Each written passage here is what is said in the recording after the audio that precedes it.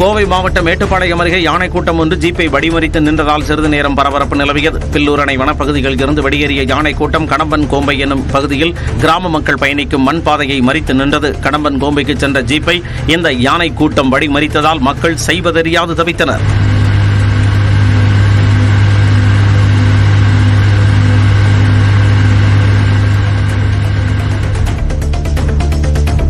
தஞ்சாவூரில் காவல் நிலையம் முன்பு தற்கொலைக்கு முயன்று உயிரிழந்த இளம்பெண்ணின் உடலை வாங்க 6வது நாளாக உறவினர்கள் மறுத்து போராட்டத்தை தொடர்ந்தனர். கடந்த 8ஆம் தேதி நடுக்காவேரியில் விசாரணைக்கு அழைத்துச் செல்லப்பட்ட சகோதரனை விடுவிக்க கோரி அவரது சகோதரிகள் இருவர் தற்கொலைக்கு முயன்ற நிலையில் கீர்த்தியா என்பவர் உயிரிழந்தார். இந்த விவகாரத்தில் காத்திருப்பு பட்டியலுக்கு மாற்றப்பட்ட காவல் ஆய்வாளர் சர்மிளா மீது வன்கொடுமை தடுப்புச் சட்டத்தில் வழக்கு பதிய வேண்டும் என்பன உள்ளிட்ட கோரிக்கைகளை முன்வைத்து இளம்பெண்ணின் உடலை பெறுவதற்கு உறவினர்கள் மறுத்து வருகின்றனர்.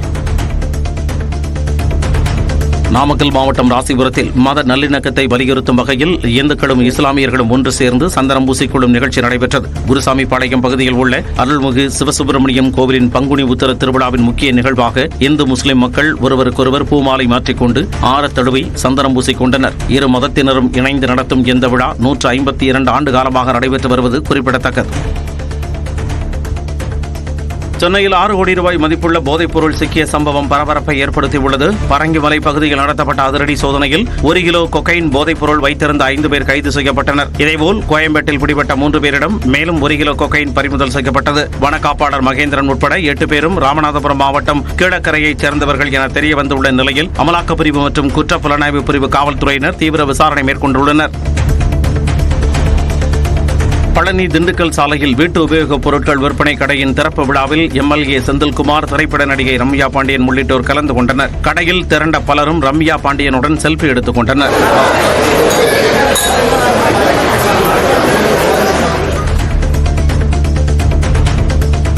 தமிழ் புத்தாண்டை ஒட்டி திருவண்ணாமலை அண்ணாமலையார் கோவில் மாடவீதியில் அமைந்துள்ள பூதன் நாராயண பெருமாள் கோவிலில் விஷுக்கணி அலங்காரத்தில் காட்சியளித்தார். ஆப்பிள், ஆரஞ்சு, சாத்துக்குடி, கொய்யா, வாழைப்பழம், எலுமிச்சம்பழம் உள்ளிட்ட 10க்கும் மேற்பட்ட பழ வகைகளால் மாலைகள் அணிவித்து பைனாப்பிள் கிரீடத்துடன் எழுந்தருளிய பெருமாளை பக்தர்கள் தரிசித்தனர்.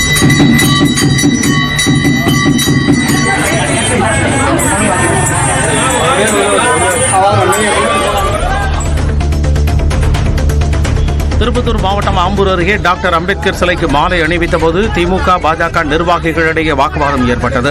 நரியப்பட்ட பகுதியில் பாஜக மேற்கு ஒன்றிய தலைவி ஜெயபாரதி தலைமையில் அக்கட்சியினர் அம்பேத்கர் சிலைக்கு மரியாதை செலுத்துவதற்காக சென்றபோது அதே பகுதியைச் சேர்ந்த திமுக ஊராட்சி மன்ற தலைவர் பாரதி மற்றும் அவரது ஆதரவாளர்கள் தடுத்து நிறுத்தியுள்ளனர். இதனால் இரு தரப்பினரிடையே சில மணி நேரம் வாக்குவாதம் ஏற்பட்டது. காவல்துறையினர் இரு தரப்பினரிடமும் பேச்சுவார்த்தை நடத்தி சமாதானம் செய்தனர்.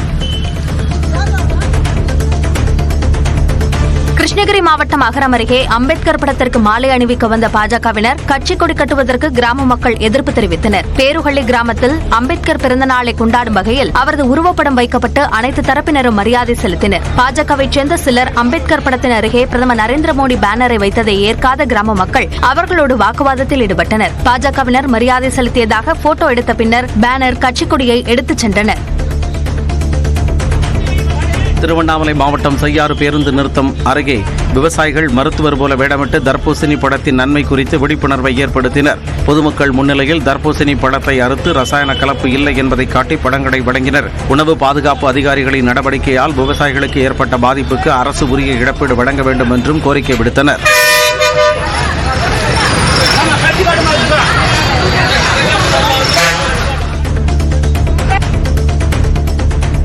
கிருஷ்ணகிரி மாவட்டம் ஓசூர் அருகே உரம் ஏற்றிச் சென்ற லாரி தலைகுப்புற கவிழ்ந்து விபத்தானது. 5 டன் விவசாய உர மூட்டைகளை ஏற்றிக்கொண்டு அஞ்சட்டி நோக்கி புறப்பட்ட லாரி அந்தேவனப்பள்ளியில் சாலை வளைவில் வேகம் காரணமாக ஓட்டுநர் கட்டுப்பாட்டை இழந்து சாலையில் இருந்து விலகி கவிழ்ந்தது. லாரி ஓட்டுநர் படுகாயங்களுடன் மீட்கப்பட்டு தேன்கனிக்கோட்டை அரசு மருத்துவமனையில் அனுமதிக்கப்பட்டார். இந்த விபத்தால் அப்பகுதியில் பரபரப்பு ஏற்பட்டது.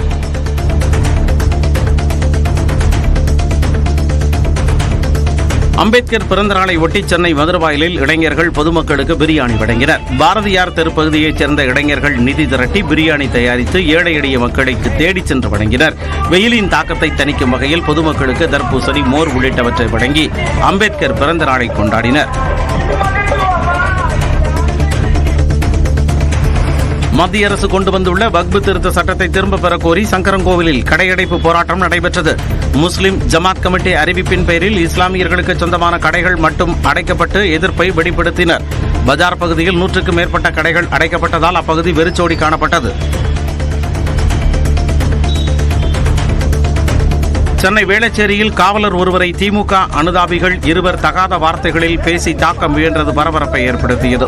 அமைச்சர் மா சுப்பிரமணியன் கலந்து கொண்ட நிகழ்ச்சியில் போக்குவரத்து நெரிசலை சரி செய்து கொண்டிருந்த காவலர் காமராஜ் என்பவரை பணி செய்ய விடாமல் குடிபோதையில் இருந்த இருவர் அநாகரிகமாக நடந்து கொண்டது பொதுமக்களிடையே அதிருப்தியை ஏற்படுத்தியது.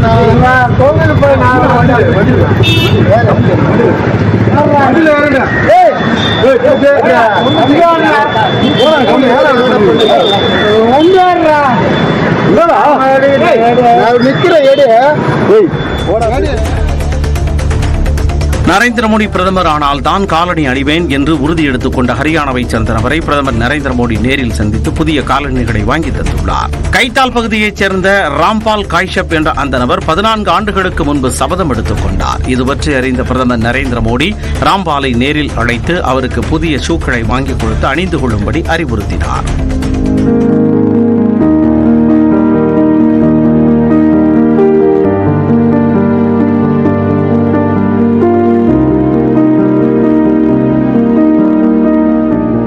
ठीक से आ गया। हाँ।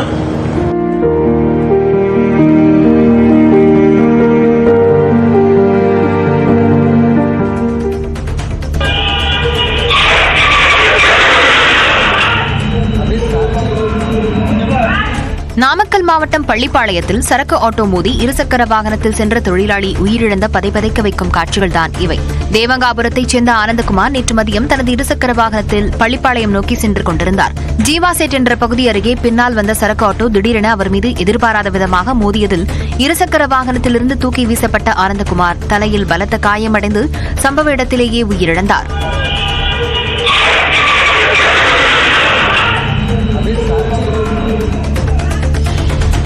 திருப்பத்தூர் மாவட்டம் வாணியம்பாடியில் பட்டப்பகலில் கொள்ளையன் பைக்கை திருடிச் சென்ற சிசிடிவி காட்சிகள் வெளியாகியுள்ளன. நீலிக்கொல்லை பகுதியைச் சேர்ந்த இம்ரான் மதிய உணவுக்காக வீட்டிற்கு வந்தபோது பைக்கை வழக்கம் போல வீட்டின்படியே நிறுத்தியிருந்தார். அந்த நேரத்தில் கொள்ளையன் பைக்கை அசால்ட்டாக திருடிச் சென்ற நிலையில் காவல்துறையினர் விசாரணை மேற்கொண்டுள்ளனர்.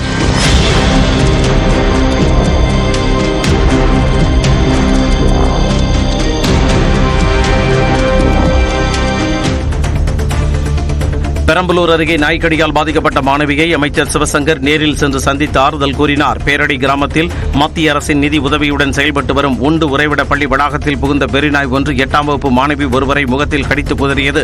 பெரம்பலூரில் தனியார் மருத்துவமனையில் சிகிச்சை பெற்று வரும் மாணவியையும் அவரது பெற்றோரையும் அமைச்சர் சிவசங்கர் சந்தித்து ஆறுதல் கூறி மாணவிக்கு அனைத்து சிகிச்சையும் வழங்க மருத்துவர்களுக்கு அறிவுறுத்தினார்.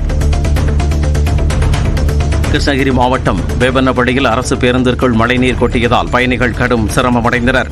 மழை பெய்தபோது கிருஷ்ணகிரியில் இருந்து வேப்பனப்பள்ளி நோக்கி சென்ற பேருந்தின் மேற்கூரையில் இருந்து தண்ணீர் கொட்டியதால் பயணிகள் அமர முடியாமல் நின்றவாறு பயணம் செய்தனர்.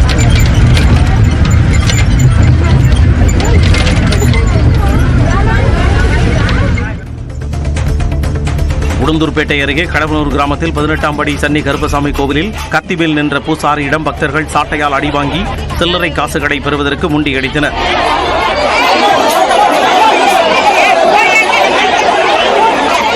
சில்லறை காசுகளை வீட்டிற்கு எடுத்துச் சென்றால் தங்கள் வீட்டில் செல்வம் பெருகும் என்பது பக்தர்களின் நம்பிக்கையாக உள்ளதால் நீண்ட வரிசையில் பலர் காத்திருந்து சாட்டையடி பெற்றனர். காஞ்சிபுரம் அருகே ஐயங்கார்குளம் அரசு மேல்நிலைப்பள்ளியில் நடந்த ஒன்றுகூடல் நிகழ்ச்சியில் முன்னாள் மாணவர்கள் குடும்பத்தோடு கலந்து கொண்டு அன்பை வெளிப்படுத்தினர். 1998ஆம் ஆண்டு 10ஆம் வகுப்பு பயின்ற மாணவர்கள் சந்திப்பில் அப்போது விரும்பி விளையாடிய விளையாட்டுகள் பல்வேறு இனிப்பு மிட்டாய்களை தங்கள் குழந்தைகளுக்கு அறிமுகப்படுத்தி நினைவுகளை பகிர்ந்து கொண்டு சிரித்து மகிழ்ந்தனர். மேலும் அவர்களின் நிதியில் பள்ளிக்கு விலை உயர்ந்த கணினிகளையும் விளையாட்டு உபகரணங்களையும் வழங்கினர். திருச்சி அடுத்த மணப்பாறையில் ஓடும் ரயிலில் பெண் மயங்கி விழுந்து உயிரிழந்த சம்பவம் சோகத்தை ஏற்படுத்தியுள்ளது. திண்டுக்கல்லைச் சேர்ந்த கோமதி திருச்சி சமயபுரம் மாரியம்மன் கோவிலில் சுவாமி தரிசனம் செய்துவிட்டு ரயிலில் சொந்த ஊர் திரும்பியுள்ளார். அப்போது மயங்கியதாக கூறப்படுகிறது. இதனையடுத்து மணப்பாறை மருத்துவமனையில் கோமதியை பரிசோதித்த மருத்துவ பணியாளர்கள் அவர் உயிரிழந்ததாக தெரிவித்தனர்.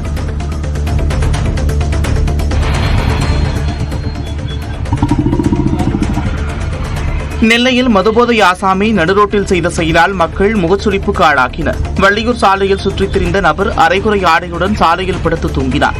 இதனால் அந்த பகுதியில் போக்குவரத்து பாதிப்பு ஏற்பட்டது. இளைஞர் குறித்த வீடியோ சமூக வலைதளங்களில் வேகமாக பரவிய நிலையில் நடவடிக்கை எடுக்க பொதுமக்கள் கோரிக்கை விடுத்துள்ளனர். தூத்துக்குடி மாவட்டம் சாத்தான்குளம் அருகே காவலரின் தாயை வீடு புகுந்து தலையணையால் அமுக்கி கொலை செய்த வழக்கில் இளம்பெண் கைது செய்யப்பட்டார். தேரிப்பனை பகுதியில் உள்ள வீட்டில் தனியாக இருந்த மூதாட்டி வசந்தாவை அடையாளம் தெரியாத நபர்கள் தலையணையால் அமுக்கி கொலை செய்துவிட்டு அவர் அணிந்திருந்த 8 சவரன் நகைகளை திருடிச் சென்றனர். இதுகுறித்து காவல்துறையினர் வழக்கு பதிவு செய்து விசாரித்து வந்த நிலையில் மூதாட்டியை கொலை செய்ததாக அதே பகுதியைச் சேர்ந்த 22 வயதான செல்வபாரதி என்பவர் கைது செய்யப்பட்டார். திண்டுக்கல் மாவட்டம் கன்னிவாடி அருகே 60 அடி பள்ளத்தில் பாதி எரிந்த நிலையில் கிடந்த பெண் சடலத்தை மீட்டு போலீசார் விசாரித்து வருகின்றனர். பஞ்சிமலை சோலை பகுதியில் கால்நடை மேய்ச்சலுக்கு செல்பவர்கள் அளித்த தகவலின் பேரில் பெண் சடலத்தை போலீசார் கைப்பற்றியுள்ளனர். உயிரிழந்த பெண் குறித்து அடையாளம் தெரியாத நிலையில் அந்த பகுதியில் உள்ள சிசிடிவி காட்சிகளை கொண்டு போலீசார் விசாரித்து வருகின்றனர்.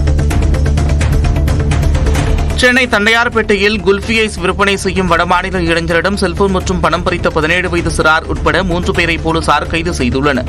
2 நாட்களுக்கு முன்பு கொடுங்கையூரைச் சேர்ந்த வடமாநில இளைஞர் அவதேஷ் ஐஸ் விற்றுக் கொண்டிருந்த நிலையில் இருசக்கர வாகனத்தில் வந்த 3 கொள்ளையில் ஈடுபட்டனர். இதுகுறித்து அவதேஷ் அளித்த புகாரில் போலீசார் நடவடிக்கை எடுத்துள்ளனர்.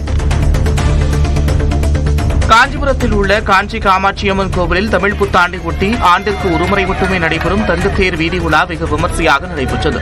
இதில் திரளான பக்தர்கள் கலந்து கொண்டு தங்கத்தேரை வடம் பிடித்து எடுத்து சுவாமி தரிசனம் செய்தனர்.